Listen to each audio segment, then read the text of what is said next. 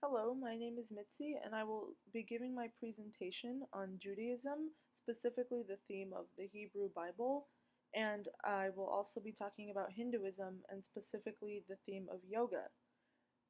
So as you can see on the bottom left, we have an image of someone meditating who is demonstrating yoga, and on the bottom right, we have a photo of the Hebrew Bible.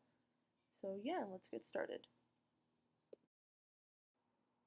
Okay, so to begin, we will be discussing Judaism. So Judaism can be traced back for centuries. Um, the people would be called either Hebrews or Israelites, and they would be traced back to Abraham because Abraham was a very significant figure in Judaism, and he still is. So the early origin stories include the creation story, the story of Adam and Eve, the first sin, the Great Flood, and many more that many people remember from also in Christianity that they've learned. Um, and another important figure is Moses. He was an extremely important figure in Judaism. He helped free the Israelites from being enslaved by Egypt, specifically Pharaoh. And in Judaism, they have many holy days. They've got Rosh Hashanah, Yom Kippur. They also celebrate bar mitzvahs and bat mitzvahs. One is for boys and one is for girls.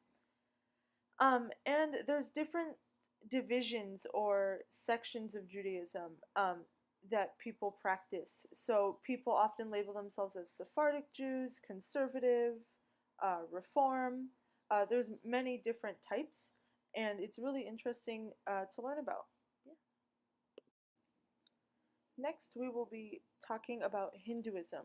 So Hinduism is an extremely popular religion that is practiced all over the world, and it's particularly popular in Asia, specifically India. One important figure in Hinduism is Mohandas Gandhi, which we have learned about through the text, through the lectures. Um, Also in Hinduism, they have many gods. So a few, just to name a few, are Brahma, Shiva, Krishna, and Vishnu. Um, and the ancient scriptures are called the Vedas, and the Upanishads are the written works of spiritual reality. And as we know, we've learned these through the previous lessons and other lectures as well. And there's also two specific different migration theories of how Hinduism came to be. So there's the Aryan invasion theory, which states that when people were migrating from their original homeland to India, they invaded the land and harshly imposed their beliefs and forced it upon the people. Whereas the other theory, that's the migration theory, states that people were moving at different times and at different wavelengths, um, and they spread their beliefs as time passed on. Okay, so now we will be speaking about the Hebrew Bible in Judaism. So this is the most important book in the Jewish religion. The stories that are in this book were originally told orally and eventually written down in the text. Just like many other religions, the stories have been um, told orally and they were not written down until many, many years later. The Hebrew Bible is divided amongst three sections, and it gives the early stories, and it includes laws and daily conduct and religious rituals. And it's also played an extremely important role in the development of Judaism. So the sections are the Torah, the Nevi'im, and Ketuvim. So now we will be discussing yoga in Hinduism. So yoga includes many different types that can be used to help people live spiritually. Yoga, by definition, means union, and it is believed to lead to the path of perfection. So there are also many different types of yoga. The first is jnana yoga, which means knowledge yoga. There's karma, which means action.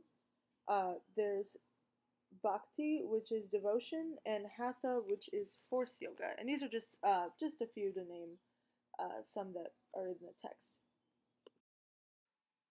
So now we will be discussing the similarities and differences between yoga in Hinduism and the Hebrew Bible in Judaism.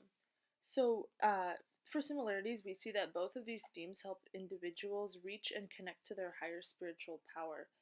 Um, and they also both bring a sense of liberation. Some differences are that Hinduism includes the worship of many gods through yoga, whereas Judaism only worships one god, and they connect through reading the Hebrew Bible. Some activities differ in how each is expressed. So, yoga is often practiced in silence and incorporates a lot of mindfulness, whereas readings of the Hebrew Bible are recited together in usually services. So now we will be discussing the how the Hebrew Bible in Judaism has been depicted and put in the media. And so one video that I found was through PBS, and it gives a small clip or a special clip of how the importance of the Hebrew Bible and how it's recited and how important it is. And it the narrator briefly describes how important rules and rituals that are practiced in Judaism, and they use it to connect with God directly. And I thought it's a really great informative video. So, in conclusion, we have discussed and analyzed the different values and elements and things that make up Hinduism and Judaism. And we've also discussed the importance of the Hebrew Bible and yoga, and we've also compared and contrasted their similarities and differences. And we've also been able to gain more knowledge about these wonderful topics, and it's really been great to learn about. Thanks for watching.